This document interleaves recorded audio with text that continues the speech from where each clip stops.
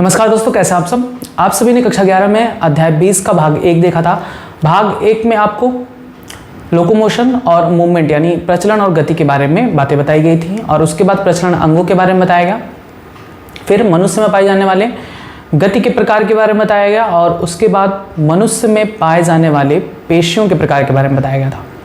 अब हम उसके आगे के टॉपिक्स को पढ़ेंगे भाग 2 के अंतर्गत, जो कि है कंकाल पेशी की संरचना। हमारी जो मसल्स होती हैं वो किन से बनी होती हैं, उन्हीं के बारे में हम इस पार्ट में पढ़ेंगे। तो टॉपिक शुरू करने से पहले जो आपसे भाग 1 में क्वेश्चंस किए गए थे उनके आंसर्स देख लेते हैं। सबसे पहला आपसे क्वेश्चन किया गया था कि कूटपाद यानी स्यूडोपोडिया के माध्यम से गति किन जीवों में होती है, तो इसका आंसर है अमीबा।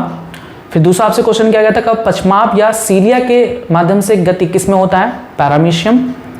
फिर तीसरा आपसे क्वेश्चन किया गया था कशाभिका यानी फ्लैजिला के माध्यम से गति किस में होता है, तो कशाभिकाओं के माध्यम से गति होता है ट्रोकोमोनास, यूग्लिना जैसे एक कोशिकीय जीवों में, शैवाल जैसे क्लेमाइडोमोनास व वॉल्वॉक्स में। फिर नेक्स्ट क्वेश्चन किया गया था सूक एवं पैरापोडिया द्वारा गति किन में होता है, तो संघ एनेलिडा जंतु में सूक एवं पैरापोडिया के द्वारा गति होता है। नेक्स्ट क्वेश्चन किया गया था कि ट्यूब फीट के द्वारा गति किस में होता है, तो ट्यूब फीट के द्वारा गति इकाइनोडर्मेटा संघ के प्राणियों में होता है। नेक्स्ट आर्थ्रोपोडा संघ में नहीं, आपसे क्वेश्चन किया गया था कि जोड़ीदार उभाग यानी जॉइंटेड अपेंडिसेस द्वारा गति किन में होता है, तो आर्थ्रोपोडा संघ में होता है।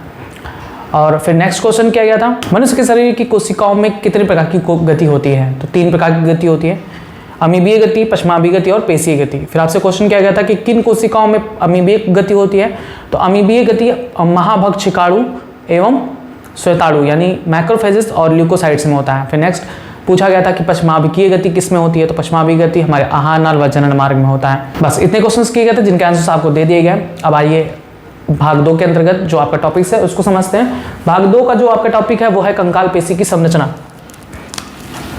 हेडिंग डाल लेंगे कंकाल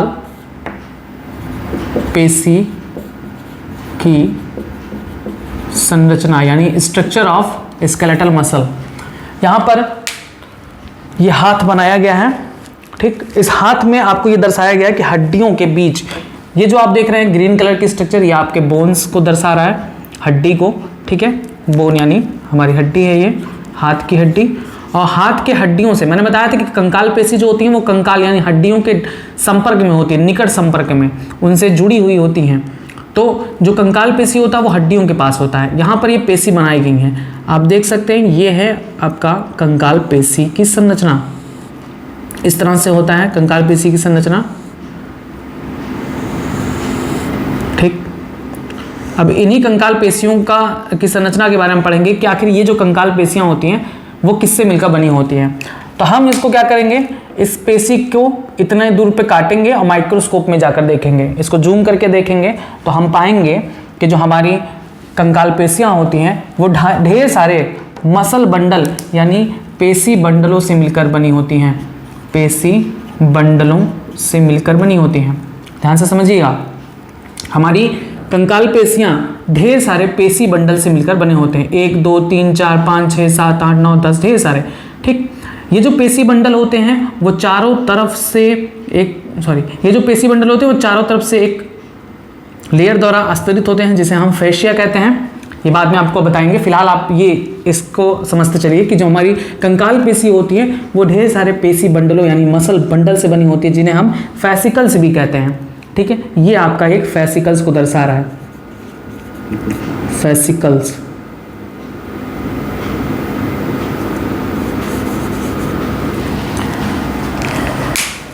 ठीक है। यानी आप ये देखिए, ये एक कंकाल पेशी की संरचना है। कंकाल पेशी में ढेर सारे पेशी बंडल यानी मसल बंडल पाए जाते हैं, एक बंडल, दूसरा, तीसरा, चौथा, पांचवा। एक बंडल को हम यहाँ पर खोल के दिखाए हैं, ये एक बंडल जिसे हम एक फेसिकल कहते हैं। ये पूरी एक संरचना क्या है, फेसिकल, ठीक। यहाँ से लेकर ये पूरी संरचना क्या है, फेसिकल। फेसिकल को ही हम क्या कहते हैं, पेशी बंडल, पेशी बंडल, यानी इसका दूसरा नाम है इंग्लिश में मसल बंडल। तो आप देख रहे हैं ये एक पेशी बंडल है, ये संरचना। अब जब इसको काटकर आप देखेंगे, इसको काटकर देखेंगे तो इसमें ढेर सारे ऐसे रेशे पाए जाते हैं। इन रेशों को जब खोल कर देखेंगे, एक रेशे को जब आप देखेंगे तो एक रेशे को कहा जाता है, इस एक रेशे को कहा जाता है मसल फाइबर। मसल फाइबर यहाँ लिखा हुआ है, ठीक। ये एक संरचना क्या है, एक मसल फाइबर है, यानी पेशी रेशा है। पेशी रेशे को हम पेशी कोशिका भी कहते हैं, सॉरी, ये एक पेशी रेशा है, इसे हम मसल सेल यानी इसे हम पेशी कोशिका भी कहते हैं, ठीक है। सीक्वेंशियल आपको याद रखना है। कंकाल पेशी बहुत सारे पेशी बंडलों से मिलकर बनी होती है। एक पेशी बंडल में बहुत सारे रेशे पाए जाते हैं जिन्हें हम पेशी रेशा यानी मसल फाइबर या हम इसे पेशी कोशिका कहते हैं। ये एक पेशी कोशिका या एक पेशी रेशा है। अब अगर आप इस पेशी रेशे में देखेंगे तो इसमें भी बहुत सारे तंतु पाए जाते हैं, बहुत सारे तंतु पाए जाते हैं जिन्हें हम मायोफाइब्रिल या इसे हम मायोफिलामेंट भी कहते हैं। मायोफाइब्रिल या मायोफिलामेंट या इसे हम पेशी तंतु कहते हैं, ठीक। अब जो चीज़ें इंपॉर्टेंट हैं वो इसी में पाई जाती हैं, पेशी तंतु यानी मायोफाइब्रिल में। तो अभी हम आगे ना बढ़ के फिर से हम बैक पे आते हैं, चीज़ों को पहले याद करते हैं, समझते हैं एक बार फिर से, याद रखेंगे। एक सीक्वेंस आप बना लीजिए कि जो हमारी पेशी होती हैं वो पेशी मसल्स बनी होती हैं पेशी बंडल से, याद करते चलिए, पेशी बंडल से। पेशी बंडल बनी होती हैं, पेशी बंडल में क्या चीज़ें पाई जाती हैं, पेशी रेशा पाया जाता है, पेशी रेशा पाया जाता है, और पेशी रेशा के अंदर क्या पाया जाता है, पेशी तंतु पाया जाता है। अब इसी पेशी तंतु में दो प्रोटीन बहुत इंपॉर्टेंट होते हैं जो कि कंकाल पेशी के संकुचन में सहायक करते हैं, ठीक है। मतलब संकुचन का मतलब देखिए, अभी जब ये हाथ ऐसे है तो ये जो नीचे वाली मसल्स हैं ये जिन्हें हम ट्राइसेप्स कहते हैं, ये जो ट्राइसेप्स हैं ये अभी संकुचित हुई हैं, संकुचित हैं, और जो बाइसेप है वो रिलैक्स्ड है, मतलब सामान्य अवस्था में। जैसे हम इसको ऊपर करते हैं तो ये ऊपर करने का कार्य कौन करता है, बाइसेप्स करती हैं ये, यानी इनकी जो कोशिकाएं होती हैं वो संकुचित हो जाती हैं। फैलने और संकुचित होने को ही कहते हैं। जैसे ये था, पहले इतना था, ठीक। जब ये हाथ हमारा सीधा है तब ये जो आप देख रहे हैं बाइसेप्स ये इस तरह से सीधा है, यानी रिलैक्स्ड फॉर्म में है। लेकिन ये जो आप देखेंगे तो ये खिंच गया है, ठीक। मान लीजिए ये इतना था तो ये खिंचकर और छोटा हो गया। जब ट्राइसेप्स खिंचती हैं तो ऐसा हाथ जो हमारा सीधा होता है। अगर हम हाथ को ऊपर करते हैं तो ये जो बाइसेप्स की जो मसल्स होती हैं, पेशियां होती हैं, वो सिकुड़ जाती हैं और ये जो होती हैं लंबी हो जाती हैं, ठीक। ऐसे ही पेशी का संकुचन और अनुशिथिलन के माध्यम से ही हम किसी भी अंग को में संचलन पैदा कर सकते हैं, मूवमेंट पैदा कर सकते हैं, ठीक है। हम कोई भी हाथ पैर को हिलाते डुलाते हैं तो वो किसके माध्यम से, इन्हीं पेशियों के संकुचन और अनुशिथिलन के माध्यम से। जैसे कि मैंने बताया ना, अगर हमने हाथ ऐसे सीधा रखा है तो अभी जो नीचे वाली मसल्स जिन्हें हम ट्राइसेप्स कहते हैं ये अभी संकुचित है और ऊपर वाली अनुशिथिलन यानी रिलैक्स्ड फॉर्म में। लेकिन जैसे हम ऊपर करते हैं तो ये वाली जो मसल्स होती हैं वो संकुचित हो जाती हैं, ऐसे खिंच जाती हैं। ये चीज़ें ऐसे खींचती हैं मसल्स, तब ये ऊपर उठता है हाथ, अन्यथा नहीं उठेगा। आप सोचिए, अगर इस हाथ को हमको इधर लाना है, हम इधर से पकड़ के खींच लेंगे, हम इस हाथ का यूज़ कर रहे हैं तब ये खींच रहा है। लेकिन अगर हम आपने इस हाथ का यूज़ ना करें तो कौन इसको ऊपर खींचेगा। ये ऊपर ही खींचने का कार्य जो करता है वो बाइसेप्स की मसल्स करती हैं, ये इसे खींचती हैं, ये, ठीक है। तो ये सब हमारे तंत्रिका तंत्र के अकॉर्डिंग होता रहता है। और कंकाल पेशी चूंकि ऐच्छिक होती भी है तो इस पर हमारा पूर्ण नियंत्रण होता है और हम अपने हिसाब से इसे ऊपर नीचे कर सकते हैं। हमें ध्यान में ये रखना है कि आखिर ये जो मसल्स हैं वो कार्य कैसे करती हैं, क्या है इनके अंदर जो इनको ऊपर फिर नीचे इस तरह से मूव कराने में हेल्प करती हैं। तो अभी याद करेंगे, जो हमारी मसल्स यानी पेशियां होती हैं, हमारी पेशियां बहुत सारे पेशी बंडलों से मिलकर बनी होती हैं। हर पेशी बंडल में बहुत सारे पेशी रेशा यानी मसल फाइबर यानी मसल सेल यानी पेशी कोशिका पाई जाती है। और इन पेशी कोशिकाओं में बहुत सारे तंतु पाए जाते हैं जिन्हें हम मायोफाइब्रिल या मायोफिलामेंट या पेशी तंतु कहते हैं। और इस पेशी तंतु में दो महत्वपूर्ण प्रोटीन पाई जाती हैं जिनके बारे में बार बार पूछा जाता है कि पेशियों के प्रोटीन को क्या कहते हैं। तो जो पेशी तंतु में जो दो प्रोटीन पाई जाती है वो है आपका एक्टिन और दूसरा है मायोसिन। Actin, myosin. ठीक, इतना क्लियर है? पहले इतना आप क्लियर रखेंगे, अभी उस फिगर को अभी छोड़ दीजिए उन सभी को। फिर से हमारी जो पेशियां होती हैं वो बहुत सारे पेशी बंडलों से मिलकर बनी होती है। देख रहे हैं ना, एक पेशी बंडल, 2, 3, 4, 5, 6 गोल आकार में, ये सब बहुत सारे होते हैं, बहुत सारे होते हैं। अगर एक पेशी बंडल को अगर हम काट कर देखते हैं, यहाँ पर खोल कर देखते हैं, तो ये जो आपको दर्शा रहा है वो ये है। एक पेशी बंडल को काटने पर हमें ये संरचना दिखाई देती है कि एक पेशी बंडल में बहुत सारे ऐसे ऐसे रेशे होते हैं जिन्हें हम पेशी रेशा कहते हैं। अब इस पेशी रेशा को हम काट कर देखेंगे कि पेशी रेशा के अंदर क्या पाया जाता है। तो पेशी रेशा के अंदर बहुत सारे तंतु पाई जाती हैं जिन्हें हम पेशी तंतु यानी मायोफिलामेंट या मायोफाइब्रिल्स कहते हैं। पेशी तंतु का निर्माण किससे होता है? दो प्रकार की प्रोटीनों से, एक्टिन और मायोसिन से होता है। अब ये एक्टिन और मायोसिन किस तरह से व्यवस्थित होती हैं इसको देखिएगा। ये हमारा जो पेशी तंतु है, हम इसको देखेंगे तो इसमें ये जो आप लाइनिंग देख रहे हैं, ये लाइनिंग, ये लाइनिंग, ये लाइनिंग, ये लाइनिंग, ये लाइनिंग, ये जो आप देख रहे हैं ब्लैक कलर से, जहां पर भी हम लाइनिंग खींचते जा रहे हैं, ये जो लाइनिंग है वो किस प्रोटीन से बनी होती है? ये बनी होती है एक्टिन प्रोटीन से। ध्यान से समझेंगे, ये जो प्रोटीन है, ये जो लाइनिंग है वो किससे बनी है? एक्टिन प्रोटीन से बनी होती है। ये जो लाइनिंग है, ये जो लाइनिंग है, ये जो लाइनिंग है, ये लाइनिंग, ये लाइनिंग, फिर ये मतलब जितने भी ब्लैक लाइनिंग आपको दिखाई दे रही है वो सब कौन से प्रोटीन है? Actin protein. एक्टिन प्रोटीन हल्के दिखाई पड़ते हैं, याद रखेंगे, और जो बहुत गहरे दिखाई पड़ते हैं वो ये हैं रेड कलर से। जो रेड कलर के दिखाई दे रहे हैं इन प्रोटीनों को हम क्या कहते हैं? मायोसिन। ठीक, समझ में आया? एक पेशी तंतु का निर्माण किन दो प्रोटीनों से होता है? दो, एक्टिन और मायोसिन। एक्टिन की व्यवस्था इस तरह से होती है, मायोसिन इनके बीच बीच में ऐसे पाए जाते हैं रेड कलर से जो आपको दिखाया गया है। अब अभी इसको छोड़कर, इसको भी छोड़कर अब फिर से इस पर आते हैं। यहाँ पर और डिटेल स्ट्रक्चर बताएं। देखो, आपको समझ में आनी चाहिए चीज़ों को। जब तक चीज़ें नहीं समझ में आएंगी तब तक आप रट कर कुछ भी चीज़ें आप हासिल नहीं कर पाओगे। रट कर शायद आप लिख ले जाओ लेकिन एग्जाम तक आते थे भूल जाओगे। चीज़ों को समझ कर अगर आप याद करोगे तो पूरे लाइफ टाइम नहीं भूलोगे। इसलिए मैं बार बार कहता हूँ याद करते चलिए।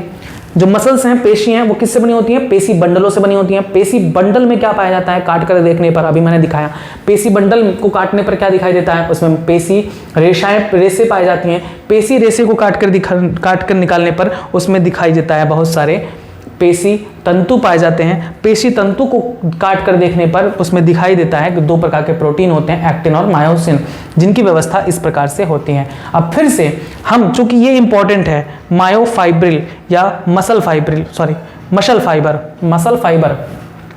सेल, ये इंपॉर्टेंट है। इसको हम जूम करके और बड़ा यहाँ पर दिखाए हैं। ये एक मसल फाइबर है, यानी पेशी कोशिका या पेशी रेशा।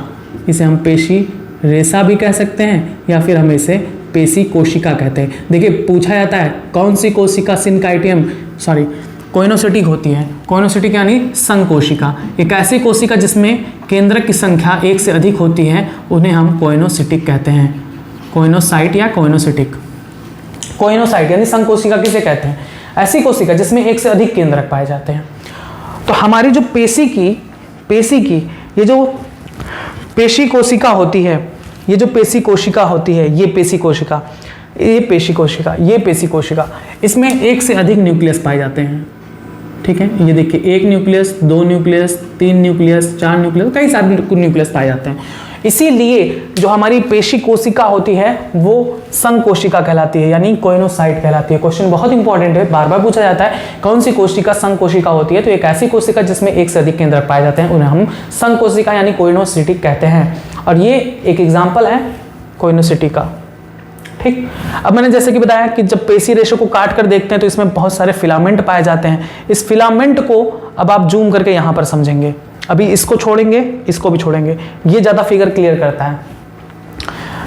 देखिए, ये जो पेशी कोशिका है, कोशिका है ना, तो कोशिका में केंद्रक तो पाया जाएगा, न्यूक्लियस 1 2 3 कई सारे पाए जा रहे हैं। तो जब एक से अधिक केंद्रक पाया जाता है तब उसे हम संकोशिका यानी कोनोसाइटिक कहते हैं। और इस चूंकि कोशिका है तो कोशिका में माइटोकॉन्ड्रिया भी पाया जाता है। देख रहे हैं 1 2 3 4 बहुत सारे माइटोकॉन्ड्रिया पाए जाते हैं, ऊर्जा उत्पादन करते हैं। उसी ऊर्जा का उपयोग हम इन सभी को मूवमेंट में यूज करते हैं। अब देखिए इंपॉर्टेंट पॉइंट, पेशी कोशिका में जो अंतःप्रदव्य जालिका पाई जाती है उसे हम सार्कोप्लाज्मिक रेटिकुलम कहते हैं। ये देखिए सार्कोप्लाज्मिक रेटिकुलम बना हुआ है। ये जो सार्कोप्लाज्मिक रेटिकुलम होते हैं वो कैल्शियम आयन के भंडार होते हैं। और चूंकि कैल्शियम आयन बहुत इंपॉर्टेंट है मसल्स के मूवमेंट में, इसीलिए यहाँ पर ये पॉइंट पूछा जाता है कि सार्कोप्लाज्मिक रेटिकुलम किसके भंडार होता है, तो कैल्शियम आयन का भंडार होता है। आइए अब हम इस फिगर को फिर से बताते हैं। पेशी कोशिका, मैंने बताया पेशी कोशिका को काट कर देखने पर इस पर बहुत सारे फिलामेंट पाए जाते हैं। एक फिलामेंट को हम और जूम करके देखते हैं तो हमको ये संरचना दिखाई देती है। और आपको बताएं कि पेशी तंतु यानी मायोफिलामेंट, पेशी तंतु यानी मायोफिलामेंट या मायोफाइब्रिल किससे बनी होती है? 2 प्रकार के प्रोटीन से बनकर बनी होती है। कौन कौन से? ये देखिए एक्टिन लिखा हुआ है, एक्टिन प्रोटीन। ये जो हम जहाँ लाइनिंग बना रहे हैं ये क्या है? एक्टिन प्रोटीन है। ये एक्टिन प्रोटीन है, ये एक्टिन प्रोटीन है, ये एक्टिन प्रोटीन है। ठीक, एक्टिन और मायोसिन ये जो 2 प्रोटीन होते हैं यही पेशी के संकुचन में सहायता करते हैं। आपको आगे इसी के बारे में डिटेल पढ़ना है तो आप ध्यान से समझेंगे। ये हो गया एक्टिन। अब जो आपको रेड कलर से दिखाई दे रहा है वो है आपका मायोसिन, मायोसिन प्रोटीन। ये जो लाइनिंग दिख रही है मायोसिन प्रोटीन, ये जो लाइनिंग दिख रही है मायोसिन प्रोटीन, ये है मायोसिन प्रोटीन, ये है मायोसिन प्रोटीन, ये वाली मायोसिन प्रोटीन, ये भी मायोसिन प्रोटीन, मायोसिन प्रोटीन, ये भी मायोसिन प्रोटीन। ठीक, अब ये देखेंगे ये भी मायोसिन प्रोटीन, ये भी मायोसिन प्रोटीन, ये भी मायोसिन प्रोटीन।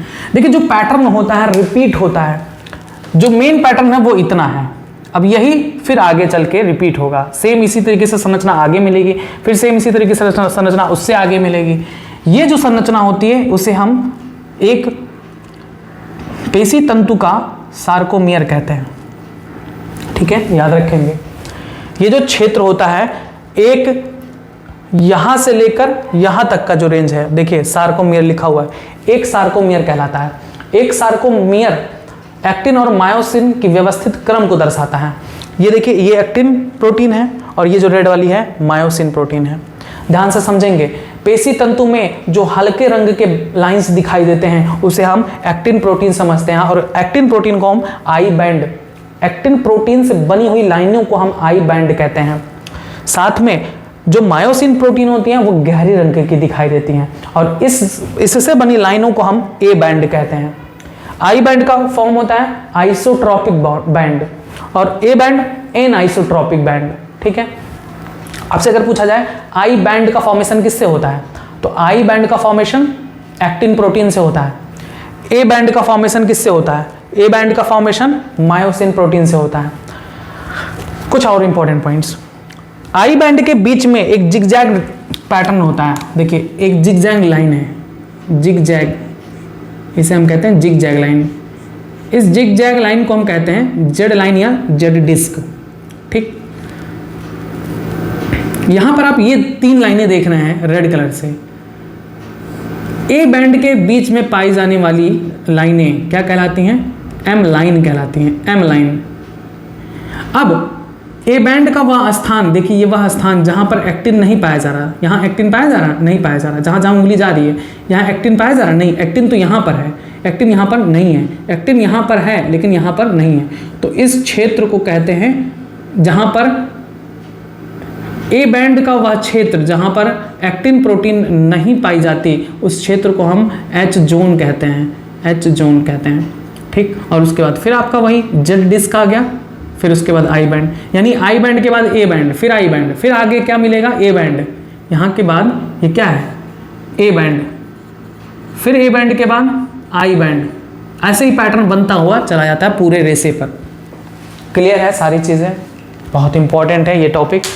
कन्फ्यूज़न करता है, मुझे पता है, फर्स्ट टाइम पढ़ो तो बहुत कन्फ्यूज़ करता है, लेकिन हमने बताया ना चीज़ों को याद करते हुए चलेंगे, समझते हुए चलेंगे तो ऐसा कुछ भी नहीं कि जो इम्पॉसिबल हो। ये है आपका एक कंकाल पेशी की संरचना किससे मिलकर बनी होती है। फिर से एक बार दोहराते हैं, ध्यान से समझिएगा। कंकाल पेशी कंकाल के पास स्थित होती हैं, हमारी हड्डियों के पास स्थित होती हैं, जो हड्डियों की सहायता से किसी अंग को मूव कराने में सहायक होती हैं। मसल्स यानी पेशी हड्डियों से, ये भी क्वेश्चन पूछाता है कि पेशियां हड्डियों से किसके माध्यम से जुड़ी होती हैं, तो हड्डियों से ये टेंडन के माध्यम से जुड़ी होती है। इस सब में घबराइएगा मत, वो सब आगे सब बताया जाएगा कि हड्डियां मसल्स हड्डियों से किससे जुड़ी होती हैं, एक हड्डी दूसरे हड्डी से किससे जुड़ी होती हैं, ये सारी चीजें आगे बताई जाएंगी। फिलहाल आपका जो टॉपिक है आज का वो ये कि कंकाल पेशी की संरचना कैसे होती है, किससे मिलकर बने होते हैं। कंकाल पेशी को हम काट कर देखते हैं तो हमें दिखाई देता है कि कंकाल पेशी बहुत सारे ऐसे लाइनिंग वाली चीज़ों से बने होते हैं, जिसे हम पेशी बंडल यानी मसल बंडल कहते हैं।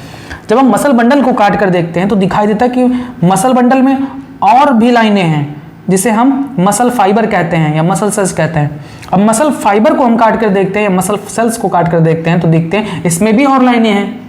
तो इन लाइनों को क्या कहते हैं, आखिरी जो लाइन होता है उसे हम पेशी तंतु यानी मायोफाइब्रिल या मायोफिलामेंट कहते हैं। पेशी तंतु का निर्माण दो प्रकार के प्रोटीन से होता है, एक्टिन और मायोसिन।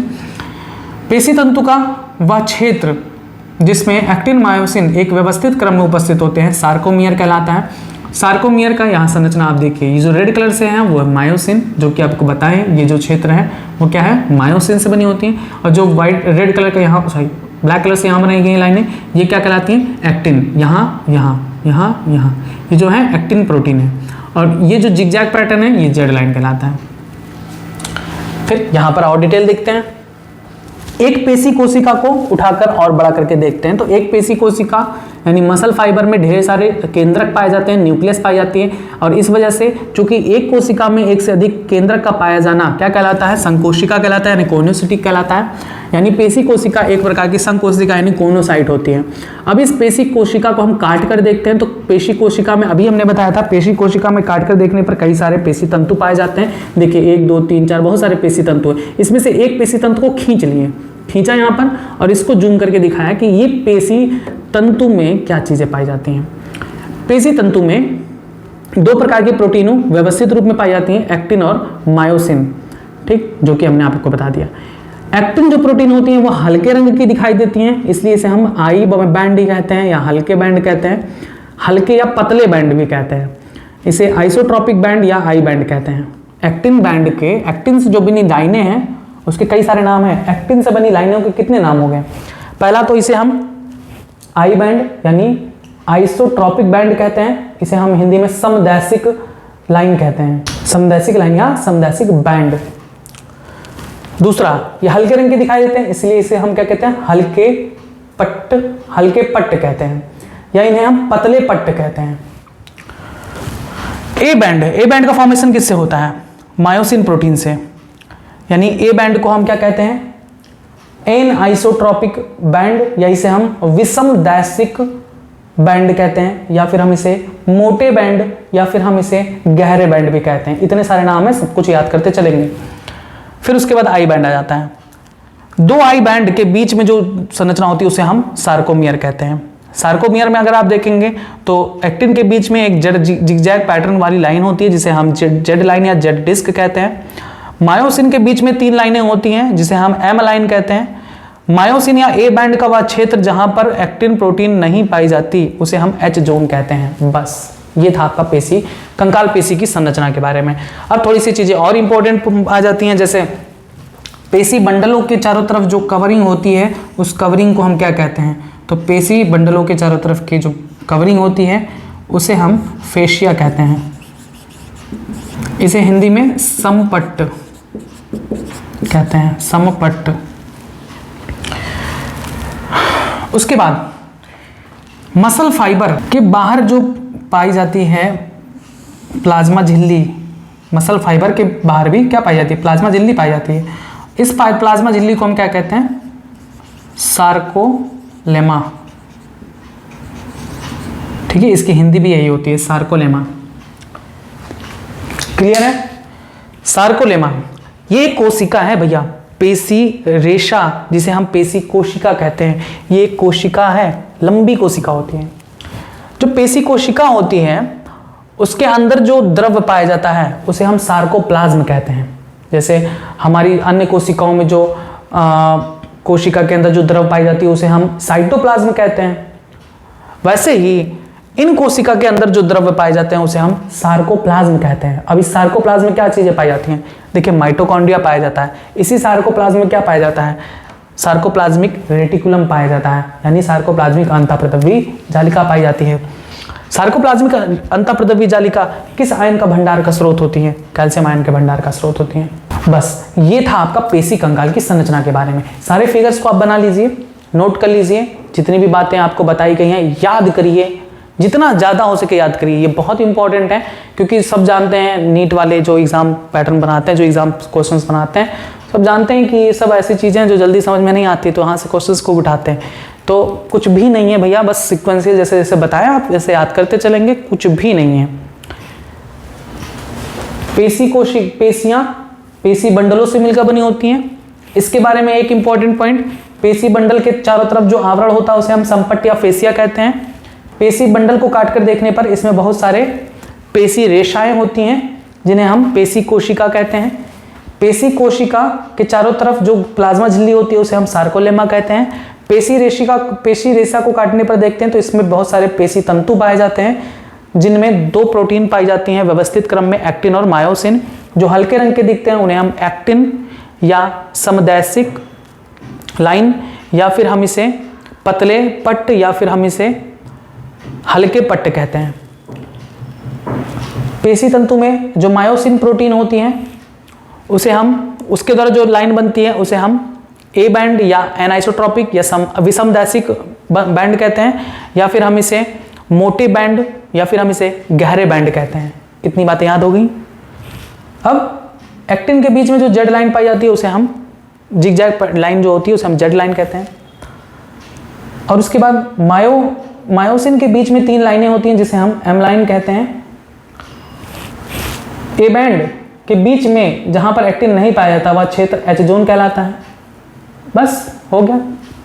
2 जेड डिस्क के बीच की जो क्षेत्र होती है उसे हम सार्कोमियर कहते हैं। उसके बाद यहां पर थोड़ा याद कर लीजिए, पेशी कोशिका में, पेशी कोशिका एक ऐसी कोशिका होती है जिसमें बहुत सारे केंद्रक पाए जाते हैं, इसलिए हम इसे संघ कोशिका यानी कोनोसिटिक कहते हैं। और पेशी कोशिका के अंदर अगर आप देखेंगे तो जो द्रव पाया जाता है उसे हम सार्कोप्लाज्म कहते हैं। सार्कोप्लाज्म में जो कई सारे माइटोकॉन्ड्रिया पाए जाते हैं और इसमें सार्कोप्लाज्मिक रेटिकुलम पाई जाती है जो कैल्शियम आयन का भंडार होती है। कहानी खत्म। कंकाल पेशी की संरचना के बारे में आपने पढ़ लिया। अब इसके बाद जब ये चीज़ें याद हो जाएंगी तभी आपको पेशी की क्रियाविधि समझ में आएगी कि पेशियों का संकुचन कैसे होता है। इसकी क्रियाविधि आपको बाद में बताया जाएगा, तब तक आप इसको बना लीजिए, नोट कर लीजिए, जो बातें मैं बोल रहा हूँ उसे लिख लीजिए। हेडिंग डालेंगे कंकाल पेशी की संरचना, लिखेंगे प्रत्येक संगठित कंकाल पेशी कई पेशी बंडलों या इसे पूलिका भी कहते हैं, कई पेशी बंडलों या फेसिकल्स यानी पूलिकाओं, सब कुछ हिंदी इंग्लिश लिखते चलेंगे।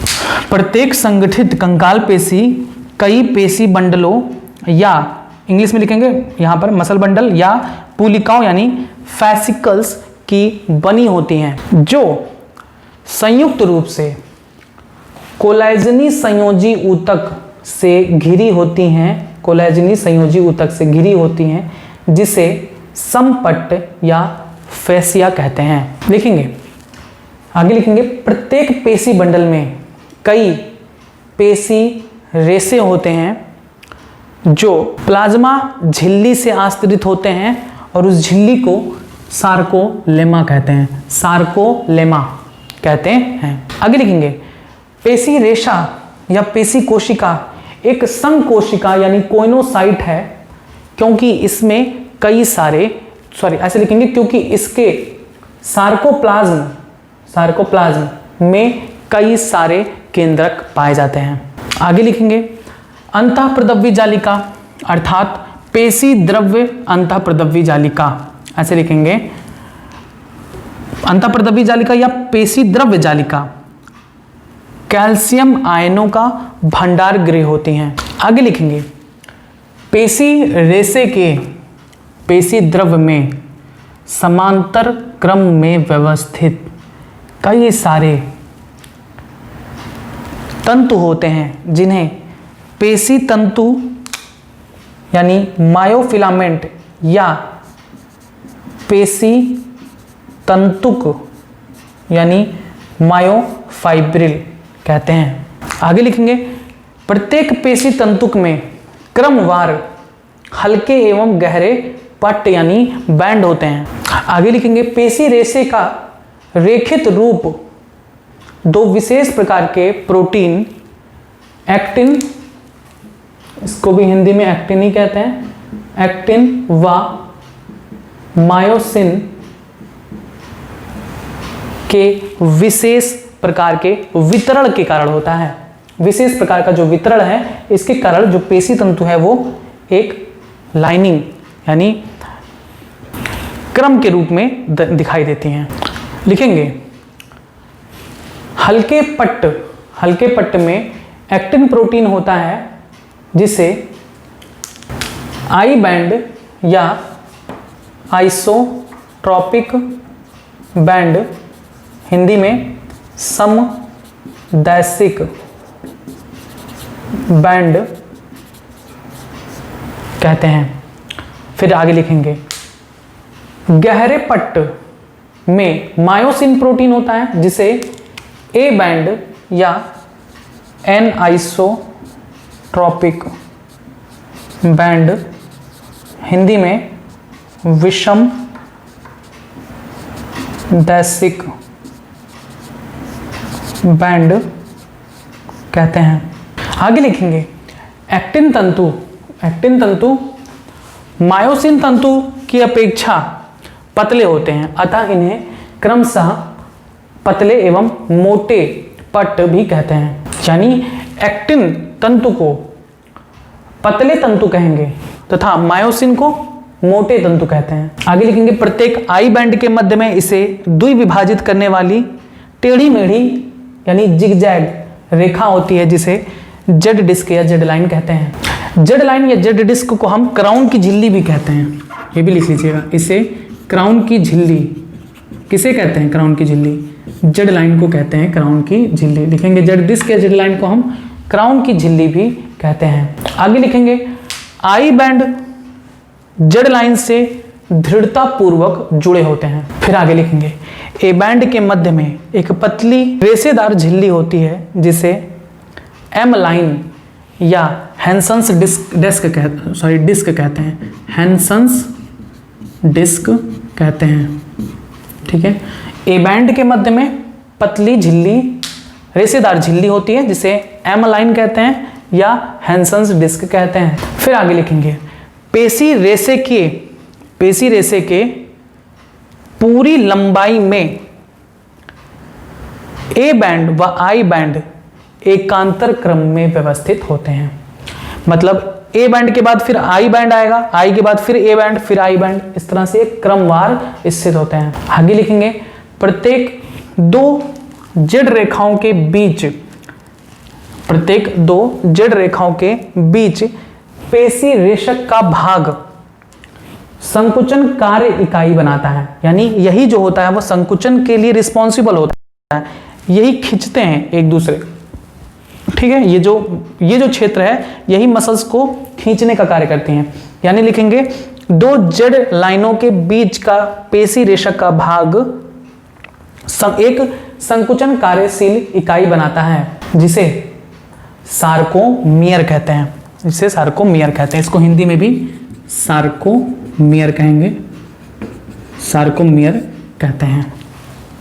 लास्ट लाइन लिखेंगे ए बैंड का वह क्षेत्र जहां एक्टिन प्रोटीन नहीं पाए जाते हैं वह क्षेत्र एच जोन कहलाता है। बस ये था आपका कंकाल पेशी की संरचना के बारे में। जितनी भी चीज़ें बताई गई हैं एकदम रट डालिए, कोई भी चीज़ आपको छोड़नी नहीं है। अगर आपको इसके बाद का जो टॉपिक है यानी पेशियां कैसे वर्क करती हैं, कैसे संकुचन करती हैं, अगर ये समझना है कायदे से तो आज का टॉपिक बस इतना ही। बाकी आगे टॉपिक्स के लिए आप जुड़े रहें बायोलॉजी हिंदी चैनल के साथ। धन्यवाद।